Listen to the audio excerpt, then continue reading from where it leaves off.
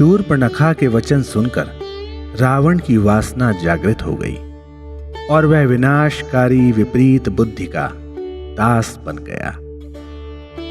वह राम और लक्ष्मण के प्रति घृणा भावना से पूर्ण हो गया और सीता को उनसे दूर ले जाने की योजना बनाने लगा। भूख प्यास की चिंता न कर वह विचार विमग्न हो व्याकुल और उद्विग्न हो गया। ऐसा मोह उस पर छा गया।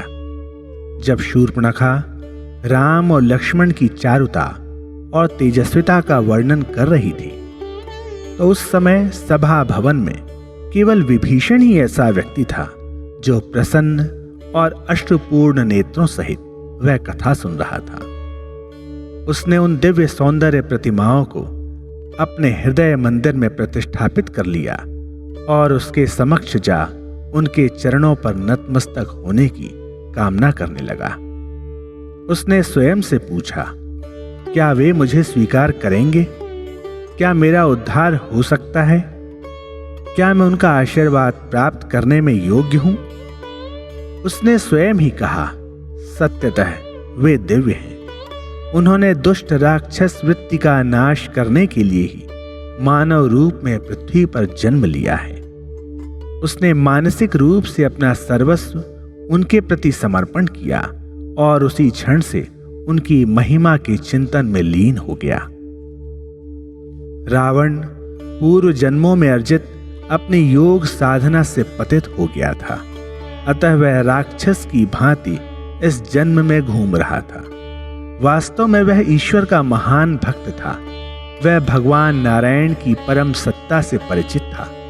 उसे यह भी भली भांति ज्ञात था कि नारायण स्वयं राम के रूप में सज्जनों को सुख शांति प्रदान करने और राक्षसी दुराचारों का नाश करने हेतु अवतरित हुए हैं। नारायण तक पहुंचने के लिए उसके पास अन्य कोई मार्ग नहीं था, अतः उसने हिंसा, घृणा और दुष्टता का आश्रय लेकर राम को विवश किया कि वे उसका वध करें। यह तामसिक और मूढ़ भक्ति थी, किंतु उसका आंतरिक उद्देश्य आत्मनिग्रह तथा नारायण के प्रति समर्पण द्वारा जन्म मृत्यु के सागर को पार करना था। उसका शरीर और चित्त राक्षसी वृत्तियों से पूर्ण और पैशाचिक भावनाओं की सहायता से विकसित होने के कारण उसने स्वयं में विद्यमान उस दिव्यत्व की उपेक्षा की जो राम में आत्मसात होने को उद्यत थी। उसने राक्षसी प्रवृत्ति का आश्रय लिया और आसुरी व्यक्तियों को जगाया। उसके व्यक्तित्व के दिव्य और आसुरी पक्ष क्षण प्रतिक्षण आलोड़ित विलोड़ित होने लगे। अंततः उसने स्वयं को समझा लिया कि वे दोनों भाई साधारण राजकुमार ही थे, कोई दिव्य शक्ति नहीं। उसने निश्चय किया कि वह उन दोनों का वध कर उस स्त्री का हरण कर लेगा जिसके प्रति वह इतना आसक्त हो गया था। उसने अपनी बहन को वचन दिया कि वह उसके अपमान का बदला लेगा। उसने सभा विसर्जित कर दी और यात्रा हेतु रथ लाने का आदेश दिया। वह अकेला ही रथ में बैठ गया और समुद्र तट पर स्थित मारीच के निवास पर जाकर उसे पूर्ण घटनाक्रम सुनाई। उसने अपनी योजना के संपादन में मारीच को अपनी भूमिका अदा करने का आदेश दिया। मारीच ने कहा कि उसे एक बार पहले भी राम और लक्ष्मण की शक्ति का प्रहार सहन करना पड़ा था। उसने रावण को बताया कि वे कोई साधारण राजकुमार नहीं है। उसने रावण से इस प्रकार के कार्यों से दूर रहने को कहा। वह बहुत समय तक प्रेम पूर्वक रावण से तर्क करता रहा जिससे वह हट ना करे, किंतु इंद्रियों ने रावण को कर्तव्य एवं नैतिक आदर्शों के प्रति अंधा बना दिया था। अतः उसने मारीच को दंड की धमकी दी। मारीच ने निश्चय किया कि रावण जैसे राक्षस के हाथों मरने से कहीं अधिक अच्छा होगा राम के हाथों मरना। उसने रावण के प्रस्ताव को स्वीकार किया और उसके षड्यंत्र में सहयोग देने को तैयार हो गया। रावण और उसके पीछे मारीच दंडक वन की ओर चल दिए। मार्ग में रावण ने उसे संपूर्ण व्यूह रचना बताई। उसने मारीच को अपनी पैशाचिक शक्तियों के बल से स्वर्ण मृग का वेश धारण करने का आदेश दिया। वह चाहता था कि मारीच चित्ताकर्षक मृग के रूप में राम, सीता और लक्ष्मण की कुटी के आसपास क्रीड़ा करे। रावण के क्रोध से बचने का अन्य कोई उपाय नहीं था, इसलिए मारीच को यह कार्य स्वीकार करना पड़ा। रावण ने उससे कहा, राम, तुझे पकड़ने का प्रयत्न करेंगे, तू उन्हें बहुत दूर ले जाना, फिर तू राम के स्वर में ही कराहते हुए पुकारना, ओ सीता, ओ लक्ष्मण। रथ को दूर खड़ा करके वह दोनों कुटी की ओर चले। जब यह व्यूह रचना हो रही थी तो पंचवटी की कुटी में सीता, राम और लक्ष्मण को अचानक ऐसा लगा कि उनके कार्य के पूर्ण होने का क्षण आ गया था। राम ने लक्ष्मण को कंदमूल लाने के लिए भेज दिया। यह देखते हुए कि अब उचित समय आ गया है, राम ने सीता से कहा, प्रिय, तुम्हें सब कुछ ज्ञात है। हम दोनों को इस पृथ्वी पर अवतरित होने का उद्देश्य मालूम है। अब वह कार्य हमारा आह्वान कर रहा है। हमें एकाग्र चित्त हो इसमें संलग्न होना है। तुम्हारी प्रकृति और लक्षण कुलीन, पवित्र और अतुलनीय है। हम दोनों ने दिव्य अग्नि तत्व से संबंधित संस्कारों द्वारा मनुष्य जीवन धारण किया है। मेरी देह तो स्वयं अग्निदेव द्वारा याज्ञिक अग्नि ज्वालाओं से निकली भेंट से उद्भूत है। तुम उस धरती से उत्पन्न हुई हो जिस पर यज्ञ हेतु अग्निवेदी प्रतिष्ठापित करने को हल चलाया गया था। हमारे शरीर अग्नि से उत्पन्न है और अग्नि की उष्णता द्वारा पोषित है। अतः सीता, अपने सभी दिव्य गुण और तेज अग्नि में समर्पित कर दो तथा एक साधारण मनुष्य की भांति आचरण करो। मैं भी एक सामान्य मनुष्य के समान व्यवहार करूंगा और तुम्हारे प्रति दुख, चिंता तथा एकाकीपन की पीड़ा प्रदर्शित करूंगा। संसार हमारे इस सामान्य आचरण पर ध्यान देकर हमें साधारण मानव मानेगा। विश्व के लोग इसे सांसारिक आचरण और स्वाभाविक प्रतिक्रियाओं के रूप में ही स्वीकार करेंगे। स्मरण रहे कि हमारा लघुतम कार्य भी संसार के गृहस्थों के लिए एक आदर्श होना चाहिए। हमें पति पत्नी के संबंध में वे मर्यादाएं स्थापित करनी है जो सत्य और धर्म के अनुरूप हो। हमारी क्रियाएं शास्त्रों में निर्धारित आदेशों के अनुसार होनी चाहिए। हमें अपने जीवन को ऐसा उदाहरण बनाना है जिससे साधारण व्यक्ति उससे प्रेरित हो, उसमें वर्णित आदर्शों को अपनाएं। जब तक हम रावण और राक्षसों का नाश कर अपने परम लक्ष्य तक नहीं पहुंचते, तब तक हमें यह नाटक अभिनीत करना है। इसलिए अपना दिव्य प्रताप अग्नि में सुरक्षित रखकर माया पाश में बद्ध साधारण मानव की भांति व्यवहार करो, क्योंकि कारण के बिना परिणाम नहीं हो सकता। हमें रावण और राक्षस जाति का नाश नामक परिणाम प्राप्त करना है। अतः इसके औचित्य के लिए हमें कोई कारण उत्पन्न करना होगा। रावण की प्रवृत्ति में वासना का मूल दोष है। विश्व के समक्ष हमें इसी बात को प्रकट करना है। अतः हमें ऐसी स्थिति उत्पन्न करनी है जिसमें वह कामुकतावश तुम्हारा हरण करेगा। विश्व को यह बताना है कि ईश्वर के प्रति उसका समर्पण और भक्ति उच्च स्तर का नहीं है, क्योंकि ऐसे समर्पण का भाव का क्या लाभ यदि वह ऐन्द्रिक सुख और भौतिक इच्छाओं से मलिन हो। अपवित्र भाव से उद्भूत सभी क्रियाएं और आचरण क्षुद्र और मलिन होते हैं। ईश्वर के प्रति कामुकतापूर्ण भक्ति धूल के समान अपवित्र है। मानव जाति के कल्याण हेतु इस सत्य के स्पष्टीकरण का और प्रकटन का अब सही समय आ गया है। मानव जाति के समक्ष यह घोषित करना भी आवश्यक है कि मानवेतर शक्तियों को प्राप्त करने की भावना से की गई कोई भी आध्यात्मिक साधना, तपस्या धार्मिक संस्कार अथवा नियम क्षुद्र और विनाशक होते हैं। हमें रावण को उदाहरण का केंद्र बनाकर मानव जाति को यह शिक्षा देनी है कि चाहे वह अपनी पैशाचिक वृत्तियां और भाव नहीं त्यागता तो वह केवल एक ही परिणाम पर पहुंचता है, भले ही वह कितने ही दिव्य संस्कार और कर्म करे, वह उन सभी कर्मों को अपवित्र और व्यर्थ करता है। इससे भी अधिक हमें अपने समक्ष एक प्रबल संकल्प प्रस्तुत करना है। रावण को एक श्राप मिला हुआ है, किंतु उसे इस श्राप से मुक्त होने के साधनों से भी विश्वस्त कराया गया है। हमें यह देखना है कि उसके उपाय पूर्ण हो जाएं।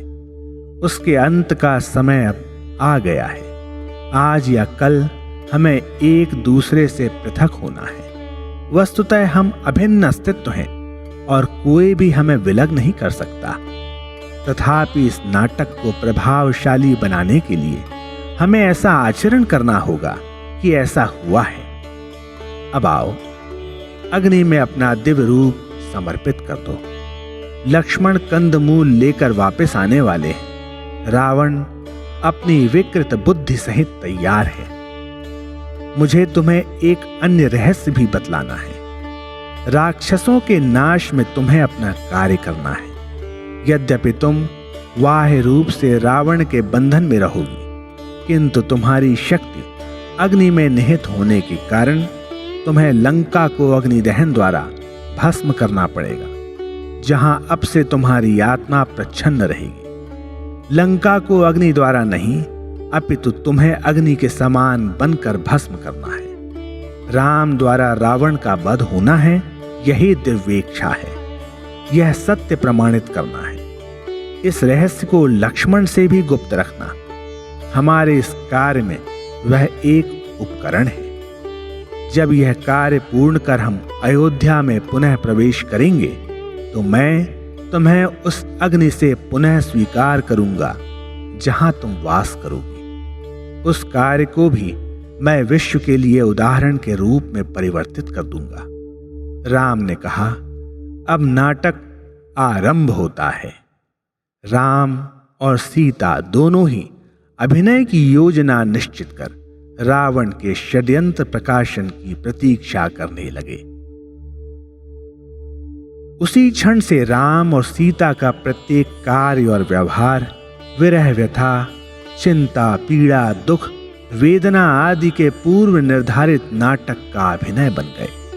वह लेश मात्र भी सत्य नहीं था, क्योंकि राम और सीता कभी पृथक नहीं हो सकते। उन्होंने अपने आचरण द्वारा मानव जाति को मूल्यवान उपदेश देने का निश्चय किया था। तत्क्षण ही लक्ष्मण ने कंदमूल सहित प्रवेश किया। कंदमूल ग्रहण कर उन्होंने वहां प्रवाहित नदी का निर्मल व शीतल जल पिया। तत्पश्चात उन्होंने वहां बैठकर उस रमणीय स्थल का आनंद लिया और उन राक्षसों की क्रूरता का ध्यान किया जिसने उस जंगल के शांत वातावरण को दूषित कर दिया था। वे वन जीवन के सौंदर्य और पावनता को देखकर आनंदित हो वार्तालाप कर रहे थे। उनसे कुछ दूरी पर ही रावण और मारीच विवाद कर रहे थे कि अपनी दुष्ट योजना को संपादित करने के लिए पंचवटी में किस प्रकार प्रवेश करें। मारीच रावण की वासना और दुष्टता से दुखी था, किंतु उसमें रावण का आदेश अस्वीकार करने का साहस नहीं था। वह ऐसे दुष्ट व्यक्ति के हाथों नहीं मरना चाहता था, अतः उसने रावण द्वारा प्रदत्त कार्य को स्वीकार कर लिया। मारीच ने अति मोहक स्वर्ण मृग का रूप धारण किया।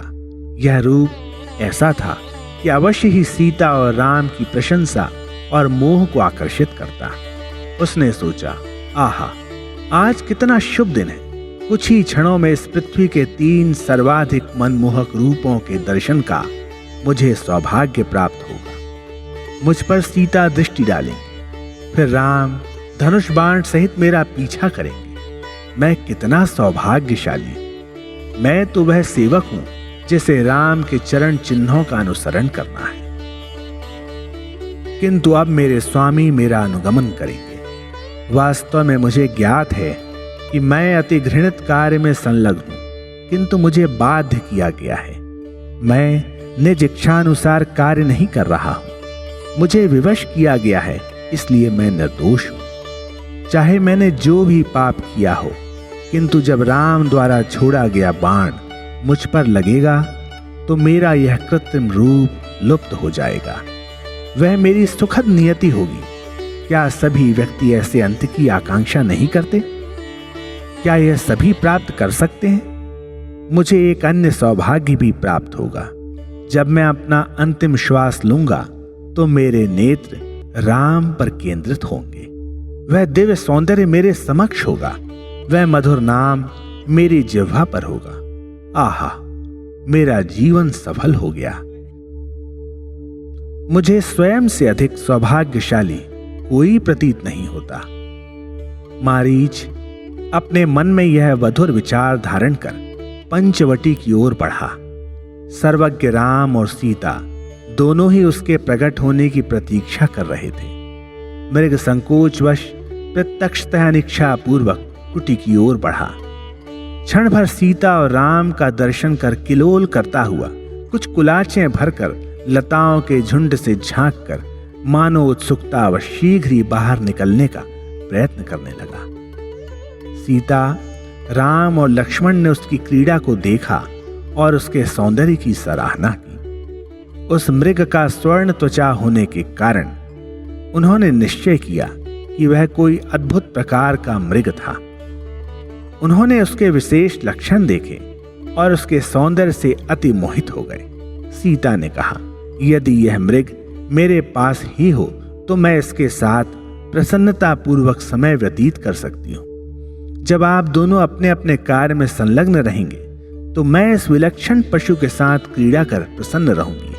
इस चमकीले मृग को मेरे लिए ले आओ।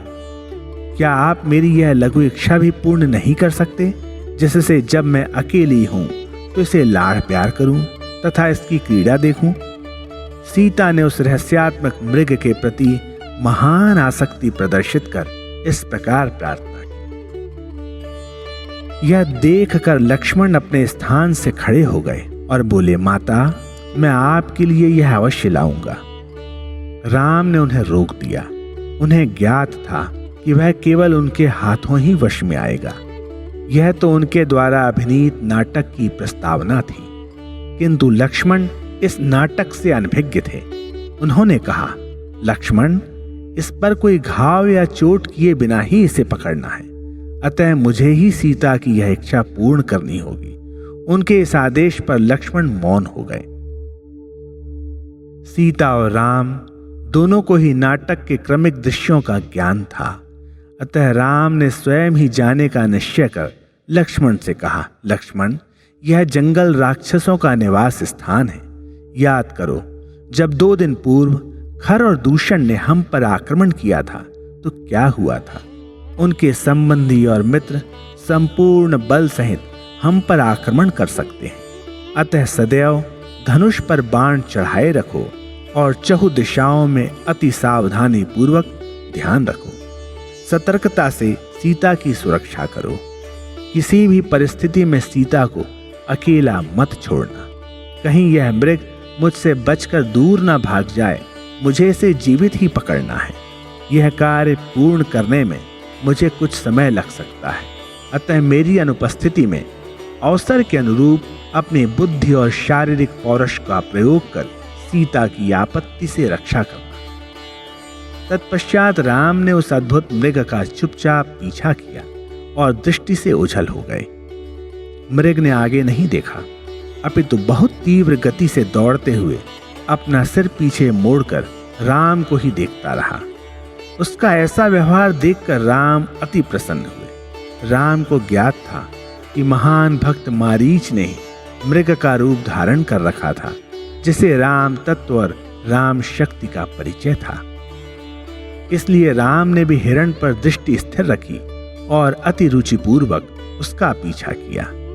एक क्षण के लिए मृग पकड़ा जाने वाला था, किंतु वह कुछ दूर तक राम को और आकर्षित करने के लिए लंबी छलांग लगाकर दूर चला गया। राम को उसका पीछा करने में अति आनंद आ रहा था। इस प्रकार कुछ समय व्यतीत कर राम ने धनुष पर बाण चढ़ाकर मृग पर निशाना लगा दिया। जब वह प्राण घातक बाण मारीच को लगा तो वह पीड़ा से करा उठा। हा सीता, हा लक्ष्मण, ऐसा कहते हुए वह मैदान में गिर पड़ा। लक्ष्मण और सीता ने यह कराह सुनी। वह सुनते ही सीता ने कहा, लक्ष्मण, क्या तुमने सुना? यह तुम्हारे भाई का स्वर है। वह तुम्हें सहायता के लिए पुकार रहे हैं। शीघ्र जाओ, विलंब मत करो। ये राक्षस इंद्रजालिक माया और कलाओं में निपुण है।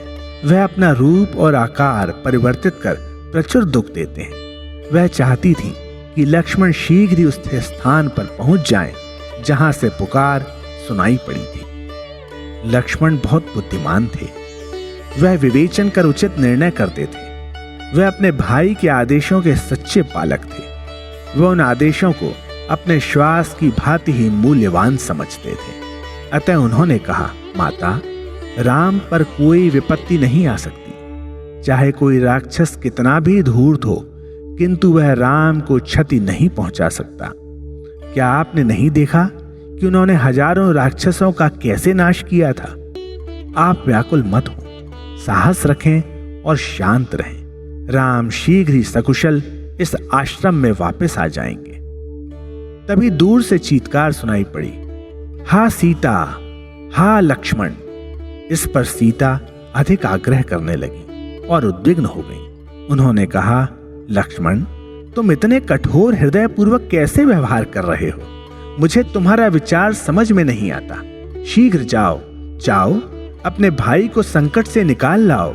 जाओ, उनकी सहायता करो।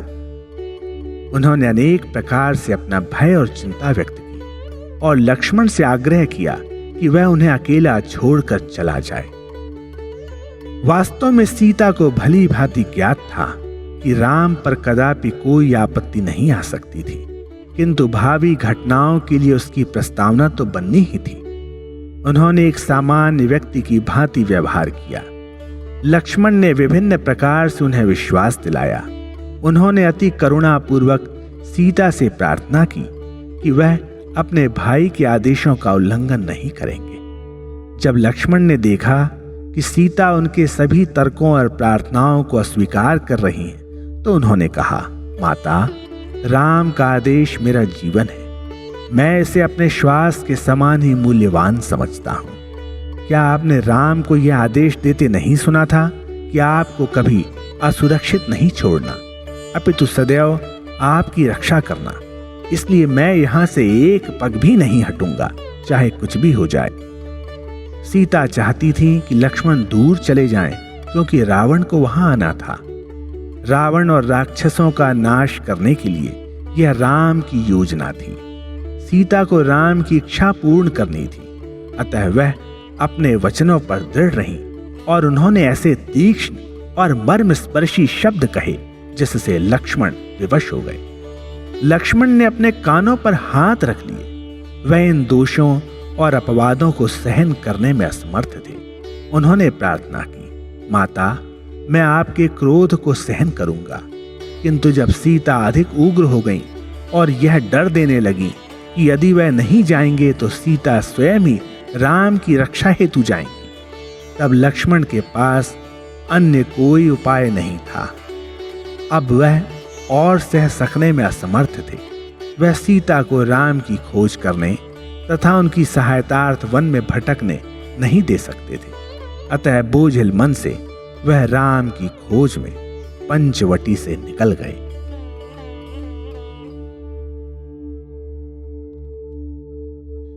लक्ष्मण ने आश्रम से प्रस्थान करते समय सीता से प्रार्थना की कि वह कुटी के द्वार बंद कर भीतर ही रहें और बाहर ना निकलें।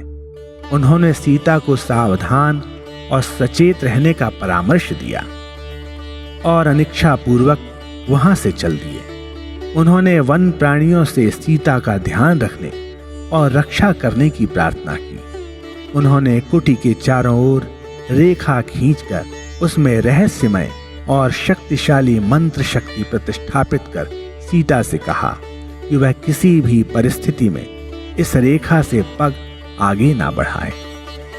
लक्ष्मण सर्वगुण संपन्न थे। वह दो भिन्न आदेशों में जकड़े हुए थे। वह एक का भी उल्लंघन नहीं कर सकते थे, अतः वे अति दुखी थे। उन्हें राम के आदेश का विरोध कर सीता को अकेले ही असुरक्षित छोड़कर जाना पड़ा। भय से उनका हृदय कांप रहा था।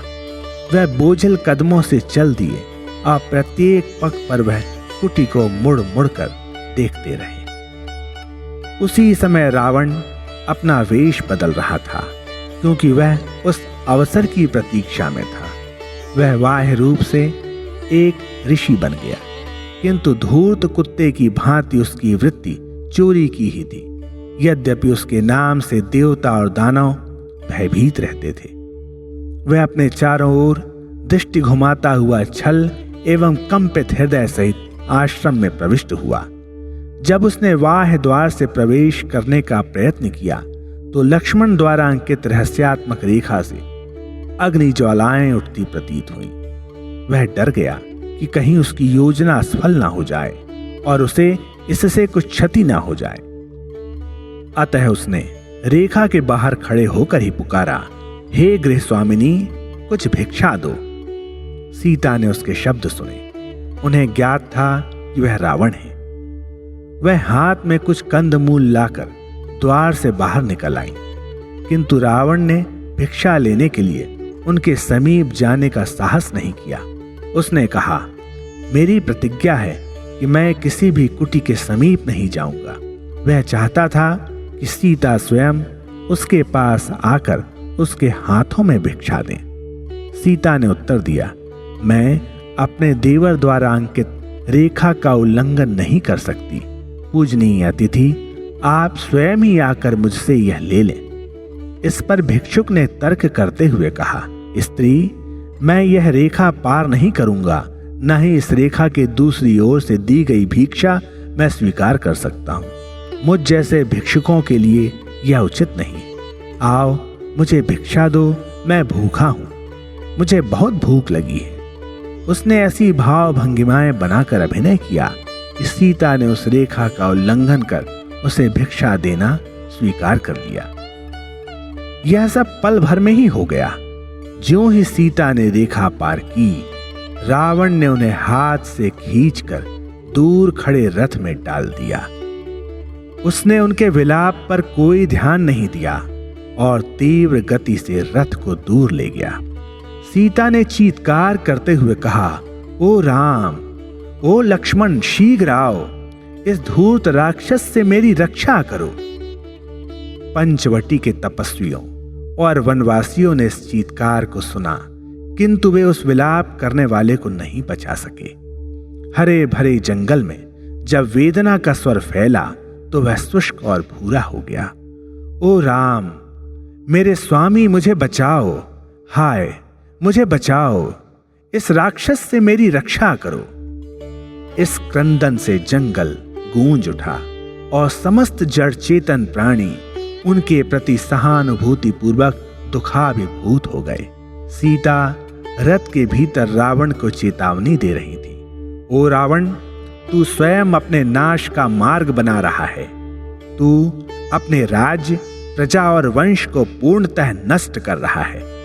तू यह अधमता करते हुए हंस रहा है, किंतु एक दिन आएगा जब इसके बदले में तेरे नेत्रों से अश्रु फूटेंगे। दुष्ट, तेरे जैसा तपस्वी बनना पाप है।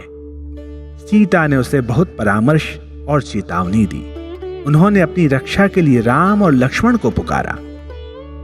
गिद्धों के राजा जटायु ने रथ से कराह सुनी। उसने सीता की आवाज को पहचान लिया था। वह समझ गया कि रावण के रथ में सीता ही थी। उसे अपनी वृद्धायु पर अति खेद था, क्योंकि वह उस खलनायक रावण के साथ युद्ध करने में असमर्थ था जो सीता को बलात् ले जा रहा था। उसने सोचा कि रावण के मार्ग में बाधा डालना ही उचित है। उसे ज्ञात था, यदि कोई व्यक्ति किसी स्त्री को उसके स्वामी से उसका हरण कर ले तो उस स्त्री को मुक्त करने से बढ़कर अन्य कोई सेवा नहीं हो सकती। उसने दृढ़ निश्चय कर लिया कि कि वह सीता को उस राक्षस के शिकंजे से निकालने जैसे पवित्र कार्य के लिए अपनी संपूर्ण शक्ति और बल को लगा देगा और इस आवश्यकता पड़ने पर अपना जीवन भी बलिदान कर देगा। सिर पर मंडराते हुए जटायु चिल्लाया, ओ सीता, डरो मत, मैं इस क्रूर अधम को नष्ट करूंगा। मैं आपको राम की उपस्थिति में ले जाऊंगा। उसने रथ मार्ग पर उड़ते हुए अपनी तीक्ष्ण चोंच से रावण पर कई घाव कर दिए तथा पंखों से रथ पर कई प्रहार किए। अत्यंत भयानक वायु उत्पन्न कर उसे रोकने का प्रयत्न किया। जटायु ने आकाश से ही रावण को यह श्रेष्ठ सलाह दी कि वह यथा समय स्वयं को सुधार ले। रावण, इस कार्य से तुम्हारा कोई भला नहीं होगा। सीता को मुक्त कर दो और सुरक्षित रूप से घर पहुंच जाओ, अन्यथा तुम और तुम्हारा परिवार पतंगों की भांति राम की क्रोध रूप अग्नि में भस्म हो जाएगा। तुम्हारा अहंकार तुम्हें नष्ट भ्रष्ट कर देगा। पर स्त्री का हरण करना घोर पाप है। केवल पापी हृदय ही दूसरे की पत्नी की आकांक्षा करता है और उसकी खोज में घूमता है। कुत्तों और लोमड़ियों से भी अधिक अधम व्यक्ति ही इसमें लिप्त होता है। तुम उस विक्षिप्त व्यक्ति की भांति आचरण कर रहे हो जो अपने कर्मों के परिणाम पर ध्यान नहीं देता। सोचो, इससे बड़ा घोर पाप क्या होगा? ओह, तुम्हारे माता पिता ने ऐसा कौन सा पाप किया था कि उन्हें तुम जैसा पुत्र मिला? तुम अपनी शारीरिक शक्ति, धन और जाति के बल पर मति भ्रष्ट हो गए हो। लेकिन सुनो, यह सभी अग्नि में भस्म हो जाएगा, यहां तक कि तपस्या के फलस्वरूप प्राप्त शक्तियां भी पल भर में धूल धूसरित हो जाएंगी। अन्य राक्षसों द्वारा तुम्हारी स्त्रियों के हरण या उन पर कुदृष्टि देखकर क्या तुम शांत और चुप रह सकते हो? वस्तुतः जो अपनी और दूसरों की स्त्रियों का आदर करते हैं वे ऐसे भयानक दुर्भाग्य का आलिंगन नहीं करते। इस प्रकार श्रेष्ठ परामर्श युक्त वचन कहते हुए जटायु ने गतिशील रथ का काफी दूर तक पीछा किया। जटायु के शब्द सुनकर सीता को बहुत सांत्वना मिली। उन्हें जटायु की सुंदर भावनाओं को सुनकर कुछ संतोष मिला। जटायु रावण का रथ रोककर सीता को नीचे उतारकर वृक्ष के नीचे बैठाने तथा रावण को युद्ध के लिए विवश करने में सफल हो गया। किंतु वृद्ध आयु के कारण वह अधिक समय तक युद्ध करने में असमर्थ था। वह थक गया था। किंतु द्वंद्व युद्ध में उसने रावण का मुकुट और कुछ केश खींच लिए। जटायु ने उसके शरीर पर ऐसे घाव कर दिए कि वह रक्त से लथपथ हो गया। उसकी चोंच और पंखों ने रावण को घायल कर उसके अहंकार को चूर चूर कर दिया। अंततः रावण ने अपनी तलवार निकालकर उसकी तीक्ष्ण धार से जटायु के पंख काट दिए। तब जटायु निसहाय हो भूमि पर गिर पड़ा। पंख तो गिद्धों के प्राण होते हैं, अतः वह पीड़ित हो राम का नाम पुकारता हुआ मैदान में गिर गया। मैंने अपने स्वामी के लिए निरंतर युद्ध किया, किंतु द्वंद्व निष्फल रहा। यह भी राम की ही इच्छा है। राम ने विश्व कल्याण हेतु यह योजना बनाई होगी, अन्यथा क्या कोई उनकी इच्छा के बिना सीता का बलात् अपहरण कर सकता है? मेरी उनसे केवल एक विनती है, जब तक मैं उनसे मिलकर उन्हें यह समाचार ना दे दूं, तब तक मेरे प्राण ना निकले। इस जीवन में इससे अधिक महान कार्य मैं नहीं कर सकता। ऐसा कहते हुए वह आंख मूंद कर प्रार्थना में लीन हो गया। इसी बीच रावण सीता को पुनः रथ में बैठाकर शीघ्रता सहित चल दिया। जटायु ने उसे तीव्र गति से जाते देखा। उसने सीता को सहायता हेतु चिल्लाया। जटायु अपार वेदना में निमग्न था। वह और सहायता देने में असमर्थ था।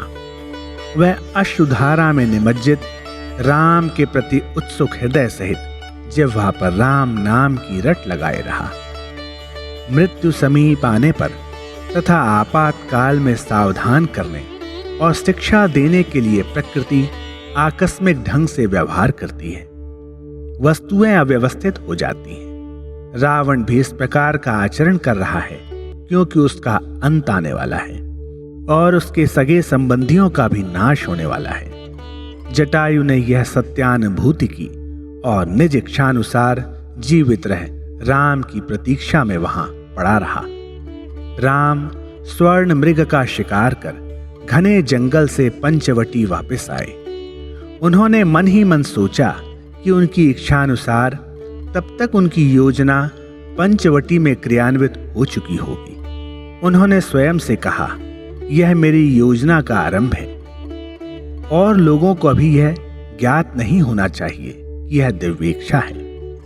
अतः अभी मुझे एक सामान्य मनुष्य की भांति आचरण करना है। जब वह लगभग आधी दूर पर थे तभी उन्होंने लक्ष्मण को आते देखा और उन्होंने निश्चय किया कि वह इस दुखद दृश्य के दिव्य उद्देश्य के प्रति अनभिज्ञता ही प्रदर्शित करेंगे। अतः उन्होंने आकुलता पूर्वक पूछा, लक्ष्मण, तुमने मेरी अवज्ञा की और मुझे दिए वचन का उल्लंघन किया। तुम सीता को आश्रम में अकेला छोड़कर यहां आ गए। तुमने ऐसा कैसे किया? तुम प्रतिदिन राक्षस जाति की क्रूरता देखते हो। तुम सीता को कैसे छोड़ आए? हाय, उनका क्या हुआ होगा? मुझे संदेह है कि कोई आपत्ति आई है।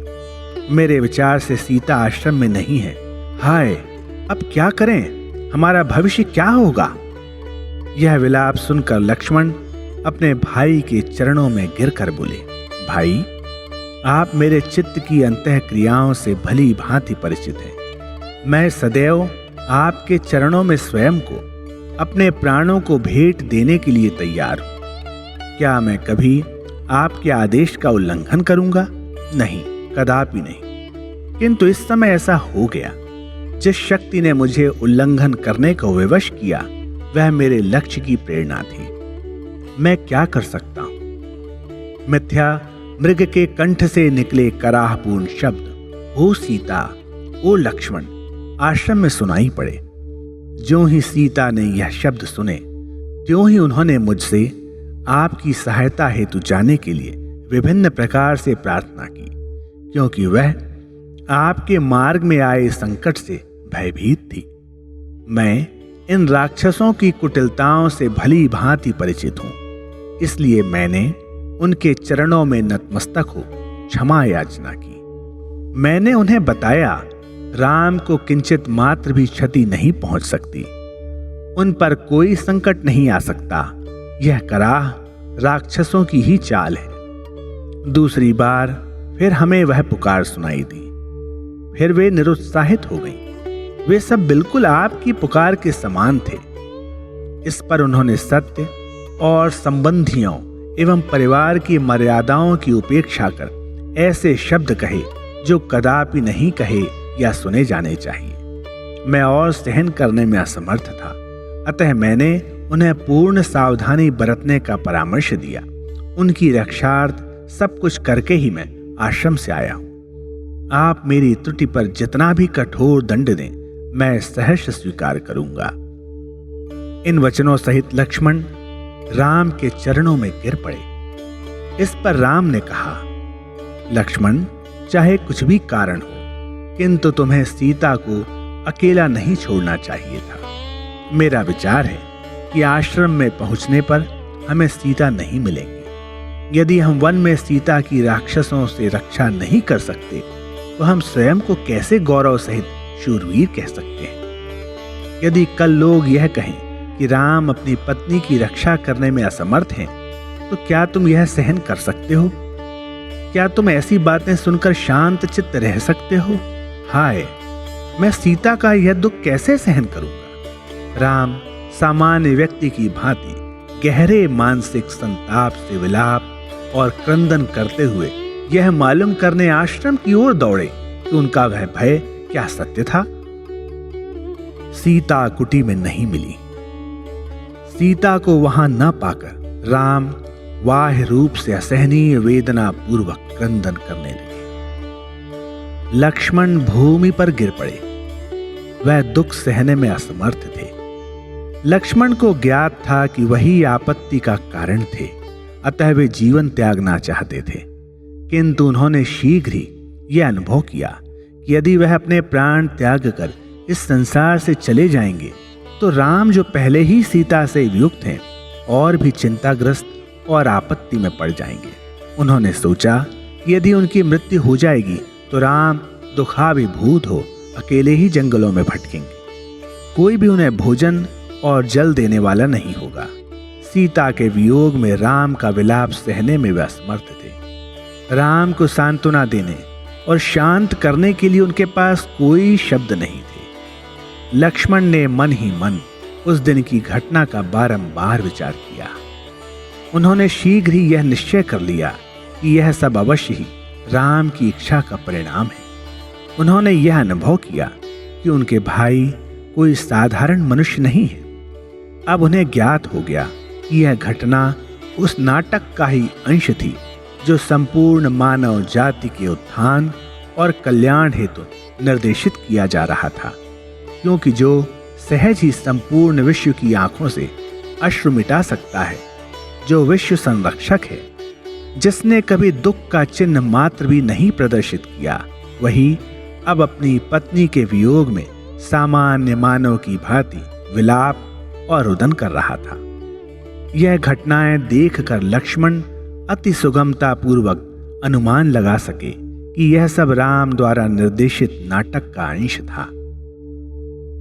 लक्ष्मण भली भांति जानते थे कि सीता अतुलनीय गुणों से परिपूर्ण थी। ऐसी अलौकिक पवित्र नारी पर यह आपत्ति आए, यह तो केवल उस नाटक का ही एक दृश्य है अथवा राम द्वारा निर्धारित भूमिका का अंश है। राम की इच्छा के बिना कोई छोटे से छोटा कार्य भी नहीं कर सकता। राम ने मानव रूप में अवतरित हो न्याय, अनुराग, भक्ति, सद्गुण, सत्य, नैतिकता और मानवता के पथ के अनुरूप अपने उदाहरण द्वारा मनुष्य का पथ प्रदर्शन करने का निश्चय किया है।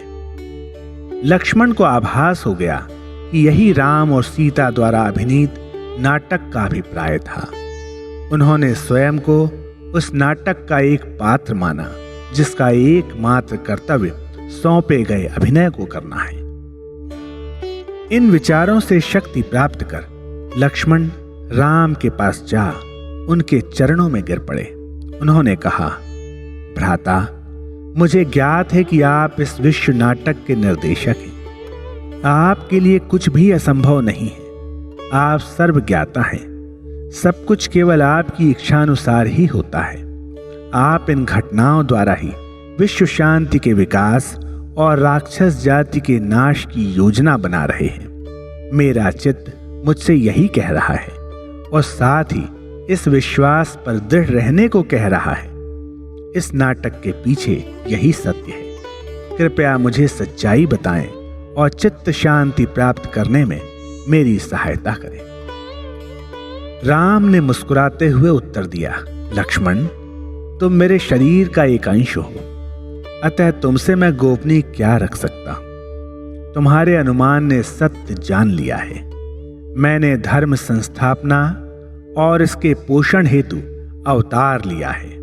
इसके लिए मुझे धार्मिक और अधार्मिक आचरणों के अनेक दृश्य अभिनीत करने हैं। रुदन करते हुए शिशु को तोतली भाषा द्वारा और खेल खिलौनों, गीतों और झूलों द्वारा प्रसन्न किया जाता है।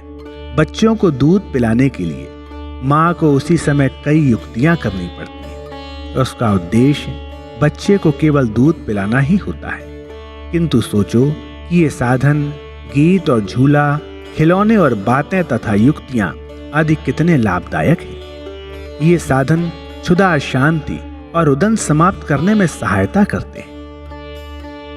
प्रिय भ्राता, इसी भांति विश्व की मां होने के कारण मुझे धर्म स्थापना और अधर्म का नाश करने के लिए विभिन्न प्रकार से कार्य करना है। इन घटनाओं का दोहरा उद्देश्य है दुख का नाश और आनंद की प्राप्ति। ये उद्देश्य ही नहीं है। साधारण जनता अपने समक्ष प्रस्तुत आदर्शों के अनुसार ही आचरण करती है। अतः स्वामी, और नायक के रूप में मुझे वही कार्य करना है जो मैं उनके समक्ष आदर्श व्यवहार के रूप में प्रस्तुत करना चाहता हूँ।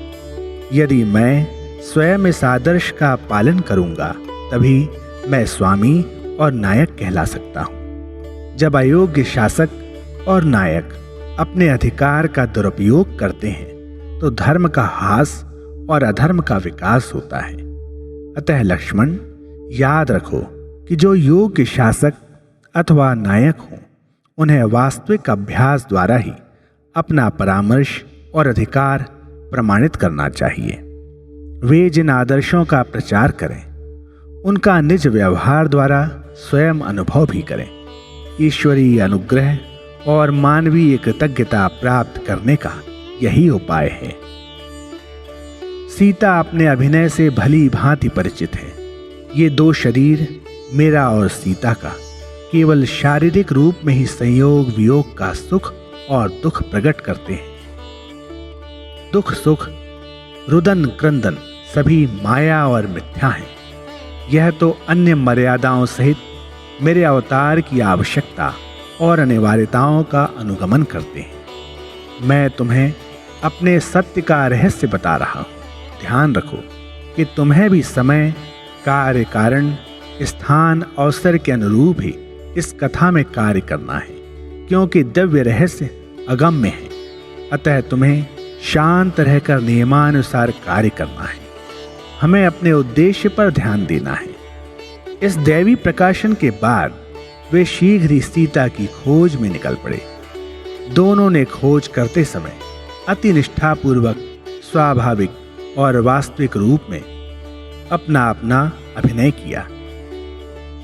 केवल भाइयों ने ही नहीं अपितु सीता ने भी परम कुलीनता प्रदर्शित की। और यद्यपि सीता को जिस स्थान पर बंदी बनाकर क्रूरतापूर्वक डराया व धमकाया गया था वहां पर राक्षसों का पहरा था, किंतु फिर भी उन्होंने राम लक्ष्मण के समान ही विश्वास और निष्ठापूर्वक अभिनय किया। वे शंकित या उनके अधीन नहीं हुई।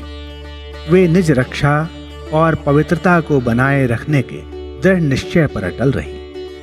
उन्होंने अपनी प्रतिज्ञा को शुद्ध बनाए रखा। दोनों पक्षों द्वारा अभिनीत नाटक प्रत्येक गृह स्वामी और व्यक्ति के लिए धार्मिक आचरण का महान आदर्श है। इसने पिताओं, माताओं, पति पत्नियों, भाइयों और मित्रों के समक्ष आचरण के सर्वोत्तम अपेक्षित आदर्श प्रस्तुत किए कि किस प्रकार उन सबको अपने वचन पर दृढ़ रहकर अपने गुणों का विकास करना है। रामायण जीव के सभी संबंधों तथा मानव जीवन के उच्चतम उद्देश्य की अनुभूति के लिए आदर्श निर्धारित करती है। इतने विभिन्न प्रकार के आदर्श सूत्र एवं उनके व्यावहारिक उदाहरण अन्यत्र नहीं मिल सकते। रामायण जैसे एक ही ग्रंथ के पृष्ठ सर्व परिस्थितियों और दशाओं में शुद्ध आचरण के निर्देश से ओतप्रोत है। यह हमें मानव जन्म का विवेचन करना, राज्य की प्रशासन व्यवस्था करना, लोगों की इच्छाओं को नियंत्रित और पूर्ण करने के लिए नियम बनाना सिखाती है। यदि केवल रामायण का गहन अध्ययन कर इसे दैनिक व्यवहार में लाया जाए तो मानव जाति सभी क्षेत्रों में शांति और समृद्धि प्राप्त कर सकती है। सीता कैसे गई, क्यों गई, कब और कहां गई, इसका पता लगाने के लिए राम और लक्ष्मण अस्त्र धारण कर आश्रम से चल दिए। उन्होंने प्रत्येक गुफा में झांका, हर तालाब और सभी पर्वतों में उन्हें ढूंढा, किंतु उन्हें कोई संकेत या लक्षण नहीं मिला। इस प्रकार आगे बढ़ते हुए उन्होंने मार्ग में वृक्षों की टूटी शाखाएं पड़ी देखी। उस स्थल पर हुए युद्ध के अन्य कई प्रमाण भी थे, जैसे खंडित बाण और रक्त बिंदु आदि। राम ने लक्ष्मण का ध्यान उस स्थान की ओर आकर्षित किया। उन्होंने कहा, ऐसा प्रतीत होता है कि यहां कोई युद्ध हुआ है। ऐसा कहकर उन्होंने यह ज्ञात करने के लिए चारों ओर देखा कि किसने युद्ध किया था। उन्होंने मैदान में एक प्रसन्न वदन गिद्ध गिरा देखा, जो कि हाँप रहा था, किंतु फिर भी नेत्र मूंदे अति श्रद्धा पूर्वक राम राम के नाम का पाठ कर रहा था। दोनों भाइयों ने उस पक्षी के समीप जाकर अति प्रेम पूर्वक उसके शीश और शरीर को थपथपाया। राम के कृपा हस्त का कोमल स्पर्श पाते ही उस पक्षी में कुछ शक्ति आ गई। उसने अपने नेत्र खोलकर चारों ओर देखा। उसने राम का वह सुंदर रूप देखा, जो कि सभी लोगों के लिए मनमोहक है। अकस्मात वह सुख और दुख दोनों के प्रवाह में स्नात हो गया। वह अपने अंग हिलाने में असमर्थ था। वह करवट भी नहीं बदल सकता था। अतः वह रेंग कर कुछ आगे बढ़ा और राम के चरणों पर अपना शीश रख दिया। राम ने उसका सिर अपने अंक में रखकर उसे अति लाड़ प्यार द्वारा सचेत और क्रियाशील बना दिया। जटायु ने क्षीण स्वर में कहा, प्रभु, जब दुष्ट रावण दुष्ट उद्देश्य से न्याय व धर्म को त्याग कर वर्षों की तपस्या से प्राप्त ज्ञान के विरुद्ध माता सीता का हरण कर कुत्ते की भांति चोरी चोरी और लोमड़ी के समान धूर्तता पूर्वक उन्हें रथ में इस जंगल से ले जा रहा था, तो सर्वलोकों की जननी जनक की पुत्री ने जोर जोर से क्रंदन करते हुए पुकारा, राम राम। इससे संपूर्ण जंगल शोक ने मग्न हो गया। मैंने विलाप सुना, किंतु मुझे यह ज्ञान नहीं था कि वह करुण क्रंदन किसका था। जब मैं निकट गया तो यह देखकर मुझे घोर आश्चर्य और शोक हुआ कि वह दुखिया सीता माता ही थी। मैं मौन नहीं रह सका। यद्यपि मैं वृद्ध और निर्बल था, किंतु मैंने आपका नाम जपा, जिससे मुझे रावण से युद्ध करने के लिए बल और प्रोत्साहन मिला। मैंने अपनी चोंच से उसके शरीर पर ऐसे तीक्ष्ण प्रहार किए कि वह रक्त से लथपथ हो गया। उसने सीता को वृक्ष की छाया में बिठाकर मुझसे घमासान युद्ध किया। उसने अपना चक्र घुमाकर मेरे पंखों को निर्दयता पूर्वक काट दिया। मैं सीता हरण की उसकी अग्रिम यात्रा में बाधा डालने में असमर्थ था। अतः मैं यहां गिरा अपनी पराजय पर रुदन करता हुआ आपकी प्रतीक्षा कर रहा था। मैं अत्यधिक दुर्भाग्यशाली हूं, क्योंकि मैंने दुष्ट रावण द्वारा सीता माता के हरण को देखा, किंतु फिर भी उनकी रक्षा न कर सका। यह कहते हुए जटायु के नेत्रों से शोकपूर्ण अश्रु फूट पड़े। राम ने भी अपनी गहन चिंता व्यक्त करते हुए गिद्ध से उस प्रकार कहा, ओ गिद्धराज, मैं तुम्हारी सहायता को कदापि नहीं भूलूंगा। तुम्हारे द्वारा किया गया यह पुण्य तुम्हें अगले जन्म में आनंद प्रदान करेगा। उदास मत हो। यह शब्द कहते हुए राम ने अपनी केश जटाओं से उसके पंखों को साफ किया और लक्ष्मण उस घायल पक्षी की पिपासा शांत करने और उसे विश्रांत करने के लिए जल लाए। राम ने पक्षी के मुख में एक एक बूंद जल डाला। जटायु अपने सौभाग्य पर प्रसन्न था और उसका मुख आनंद पूरित हो गया। जटायु ने कहा, राम, मैं तो आपके पिता से भी अधिक सौभाग्यशाली हूं, क्योंकि उन्हें मृत्यु के समय आपके हाथों से जल ग्रहण करने का यह सुअवसर प्राप्त नहीं हुआ था। मैंने तो आपके दिव्य हाथों से अंतिम घूंट ग्रहण किया है। मैंने आपकी गोद में विश्राम किया, आपकी उंगलियों से अमृत पान किया। अपना अंतिम श्वास लेते समय मैंने आपके मोहक कमल मुख का नेत्र पान किया। मुझे पूर्ण विश्वास है कि मैं आप में आत्मसात हो जाऊंगा। आहा, मैं वस्तुतः धन्य हूं। तदुपरांत जटायु दुर्बल स्वर में बोला, राम, वह दुष्ट रावण दक्षिण दिशा में गया है। संभवतः वह लंका पहुंचा होगा। अतः आप सीधे लंका जाइए और उस राक्षस का नाश कर माता को अपने पास ले आइए। जटायु अधिक न बोल सका। उसने केवल एक बार ही जोर से पुकारा, राम, और अंतिम श्वास ले ली। राम ने जटायु के प्राणभूत श्वास को स्वयं में आत्मसात कर लिया। उन्होंने गिद्ध की अंत्येष्टि क्रिया कर स्नान किया।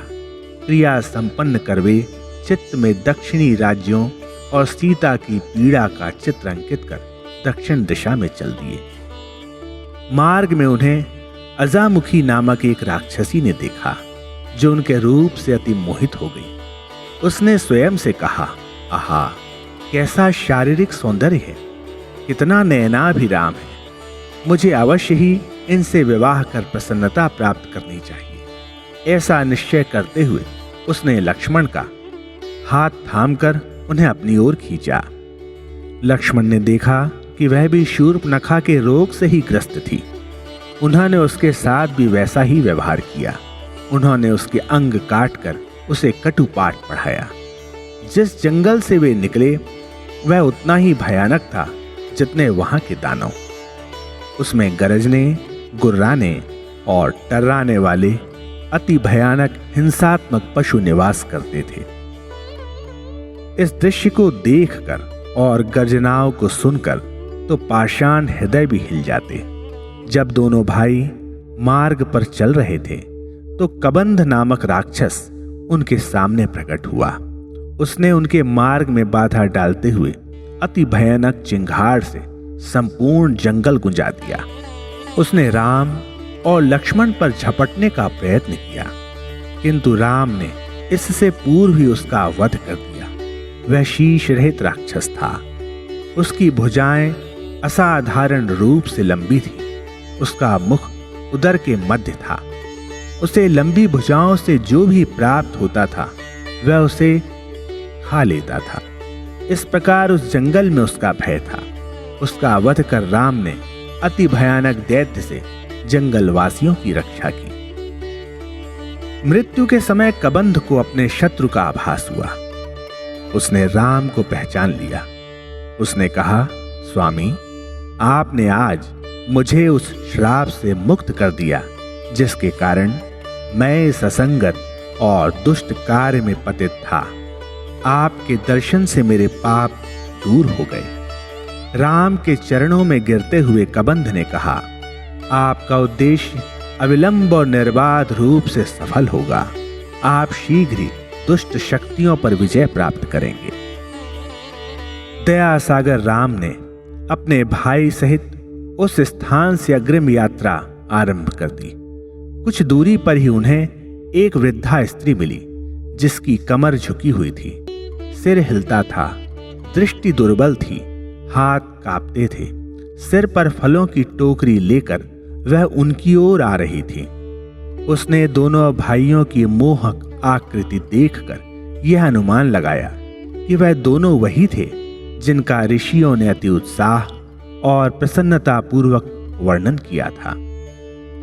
टोकरी को भूमि पर रखकर वह अति श्रद्धा और कृतज्ञता पूर्वक राम राम कहते हुए मार्ग में खड़ी हो गई। लक्ष्मण ने अनुमान लगाया कि वह भी कोई धूर्त राक्षसी थी, जिसने दूसरों को क्षति पहुंचाने के लिए अपना रूप बदल रखा था। किंतु राम को ज्ञात था कि लक्ष्मण का अनुमान ठीक नहीं है। उन्होंने निकट के एक वृक्ष के नीचे बैठने की इच्छा प्रकट की। वह वृक्ष उस वृद्धा की कुटी के समीप था। उस वृद्धा स्त्री शबरी ने उनके कमल नेत्र, मस्तक पर घुंघराले केश, घुटनों तक लंबी भुजाएं और नील वर्ण को देखा। वह आनंदाभिभूत हो गई तथा उनकी प्रशंसा करने लगी। वह उनकी ओर दौड़ी और उन दोनों के चरणों पर गिर पड़ी। उसने पूछा, आप कहां से आ रहे हैं? आपके क्या नाम है? राम ने अति शांत भाव से मुस्कुराते हुए कहा, माता, हम अयोध्या से आ रहे हैं। हम जंगल में वास करते हैं। मुझे राम कहते हैं। मेरा यह भाई लक्ष्मण के नाम से प्रसिद्ध है। इस पर शबरी विस्मित हो बोली, पिता, आज मेरी चिर संचित अभिलाषा पूर्ण हो गई है। रात दिन दूर दूर तक दृष्टिपात कर आपकी प्रतीक्षा करते करते मेरी दृष्टि क्षीण और जड़ हो गई। आज मैं सफल हो गई। मेरी इच्छा पूर्ण हो गई। मेरी उपासना और व्रत सफल हो गए। मुझे फल मिल गया। ये मेरे गुरु के अनुग्रह का परिणाम है। यह ईश्वर की रहस्यमय लीला है। वह राम के पास टोकरी ले आई। इसी बीच राम ने उससे पूछा, मां, आप अपने जिस गुरु के विषय में कह रही हैं वह कौन है? उसने कहा, उनका नाम है मतंग ऋषि, किंतु इस आश्रम में स्त्रियों को शिष्य नहीं बनाया जाता, इसलिए मैं झाड़ियों व वृक्षों के पीछे से छिपकर उनके उपदेश सुनती थी। जिस नदी में मेरे गुरु और अन्य ऋषि स्नान करते थे, उस नदी की ओर जाने वाले मार्ग से मैं कांटे हटाकर पथ को स्वच्छ बना उनकी सेवा करती थी, और मुझे यह कार्य प्रभात बेला से पूर्व करना पड़ता था।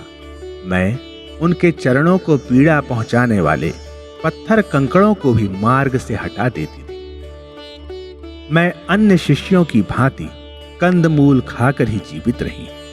मैंने प्रत्यक्ष रूप में अपने स्वामी की सेवा करते हुए इस घने जंगल में दिन व्यतीत किए। मेरी मनोकामना जानने वाले मतंग महात्मा ने एक दिन मुझे बताया, माता, तुम्हारी देह जरावस्था में पहुंच गई है। यदि तुम कठोर परिश्रम करोगी तो तुम शीघ्र ही थक जाओगी। अतः आओ, आश्रम में रहो और विश्राम करो। जब मैं अपने दिन आश्रम की सेवा में इस प्रकार व्यतीत कर रही थी तो ऋषि ने निज शरीर त्यागने की इच्छा प्रकट की और मुझे अपने पास बुलाया। उन्होंने कहा, शबरी, मैं जिस उद्देश्य से आया था वह पूर्ण हो गया है। अब मैंने यह देह त्यागने का निश्चय कर लिया है। तुम इस आश्रम में ही वास करती रहना। कुछ समय पश्चात राम इस वन में आएंगे। उन्हें इस आश्रम में निमंत्रित करना और निज सामर्थ्य के अनुसार उन्हें अपनी तुच्छ सेवा अर्पित करना। यह आश्रम उनके चरण स्पर्श से पवित्र हो जाएगा। मैंने बहुत अनुरोध किया। मैंने उनसे कहा कि उनके बिना मैं आश्रम में कैसे प्रसन्न रह सकती हूँ। मैंने उनसे प्रार्थना की कि वह मुझे भी मृत्यु में अपने साथ ले जाएं। मेरे गुरु मेरी इच्छाओं को स्वीकार करने की मनस्थिति में नहीं थे। उन्होंने कहा कि तुम्हें तो यहाँ राम के आगमन की प्रतीक्षा करनी है और मैं अपने इस उत्तरदायित्व और इस आनंद की उपेक्षा न कर सकी। उस दिन से मैं बाहें पसार कर क्षितिज की ओर आंखें बिछाए इस जर्जरित देह सहित आपकी प्रतीक्षा में यहीं बैठी, ताकि मैं आपके दर्शन हेतु जीवित रह आपकी सेवा कर सकूं। हे राम, हे प्रभु, हे दीन दयालु, हे ऋषियों के हृदयवासी, मेरे गुरु की इच्छा पूर्ण हो गई। आश्रम कुछ ही दूर पर है। कृपया आश्रम में चलकर उसे पवित्र करें। शबरी राम के चरणों में गिर पड़ी और अपने गुरु की अंतिम प्रार्थना को स्वीकार करवाने के लिए विनती करने लगी। स्वभावतः राम उस वृद्धा स्त्री की श्रद्धा भक्ति पर अति प्रसन्न थे। वह अविरल अथाह प्रेम स्वरूप थे। अतः वह उठकर अपने भाई लक्ष्मण सहित आश्रम की ओर चल पड़े। शबरी अपार आनंद प्रवाह में स्नात थी। इस प्रवाह ने सर्व बंधन तोड़कर स्वयं को आनंद, पुलक और शब्दों में व्यक्त किया। वह कुछ पग चलने में भी असमर्थ थी, किंतु अब उसमें हजारों हाथियों का बल आ गया था। वह शीघ्र ही नदी से शीतल जल ले आई। उसने टोकरी में चुने हुए फलों को चखा और जो उसे मधुर व पके लगे वह उसने दोनों भाइयों को भेंट किए। जब वह फल खा रहे थे तो शबरी हर्ष तथा कृतज्ञता पूर्वक उनके मनोहर मुख को देखती रही। जब वे खा चुके तो उसने उनके चरण धोकर उस पवित्र जल की बूंदें अपने सिर पर डाली। प्रभु, अब मेरी अन्य कोई कामना शेष नहीं है। अब मैं किस लिए जीवित रहूं? मैं राम के दर्शन प्राप्त करने के इस सुअवसर के लिए अब तक जीवित रही। मैंने दर्शन कर लिए। अब अपने चरण कमलों में मेरा जीवन आत्मसात कर मेरी रक्षा करो। मैंने ऋषि मुनियों से आपकी अपार महिमा सुनी है। आज मैंने इसे देख लिया।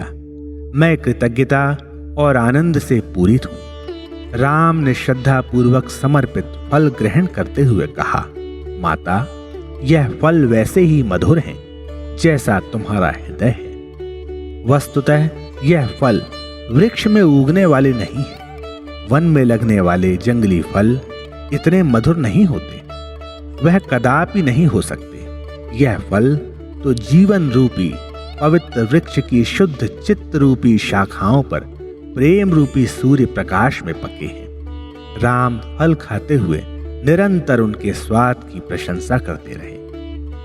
राम को ऐसे भाव में देखकर लक्ष्मण अकथनीय रूप से प्रसन्न थे, क्योंकि राम ने बहुत दिनों से ऐसे आनंद पूर्वक फल नहीं खाए थे।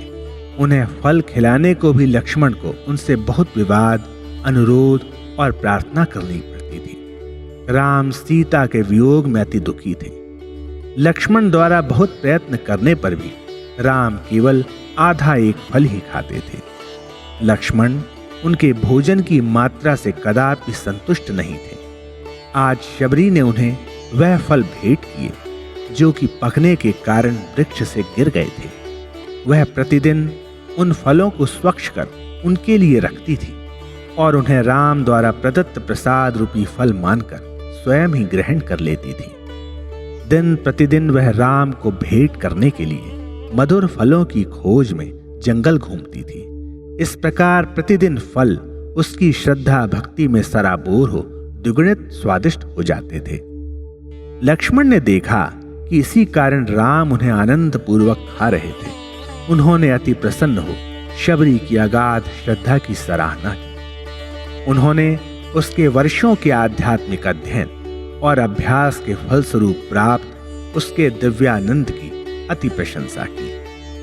शबरी ने राम के समक्ष करबद्ध हो कहा, प्रभु, मैं निम्न जाति की हूं। मेरी बुद्धि अशिक्षित, मंद और मूढ़ है।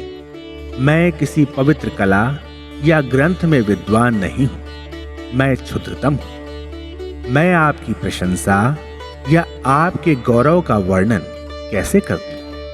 मुझ में शब्द कौशल नहीं है। मैंने बुद्धि का विकास नहीं किया है, ना ही मैंने दिव्यत्व में अंतर्दृष्टि को प्राप्त करने के लिए वर्णित तपों का अभ्यास किया है। आध्यात्मिक साधन में मैं सबसे निम्न हूं। ईश्वर के प्रति प्रेम ही मेरी एकमात्र शक्ति है।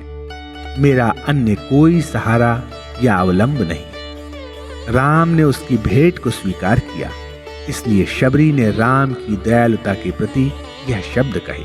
उसने कहा, आपका अनुग्रह असीम है। राम अति ध्यान पूर्वक उसके वचन सुन रहे थे। उन्होंने उसकी ठुड्डी को उठाकर उसके नेत्रों में झांका। उन्होंने कहा, मां, मुझे केवल भक्ति की ही आवश्यकता है, शेष तो उसके सहचर है।